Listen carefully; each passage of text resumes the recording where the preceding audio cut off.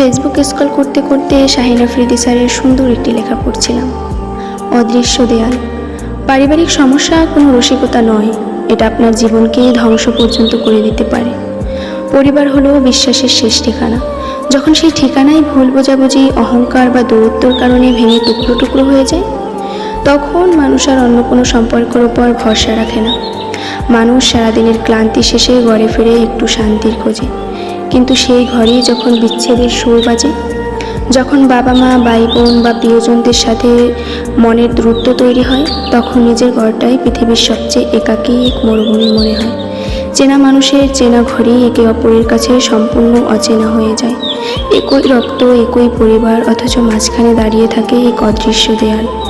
পরিবারের ভেতরে এই নীরব বিচ্ছেদ মানুষের মনকে এমনভাবে বিষিয়ে তোলে যে বাইরের জগতের কোনো সাফল্য, কোনো টাকা পয়সা বা কোনো অর্জনই সেই শূন্যতা পূরণ করতে পারে না।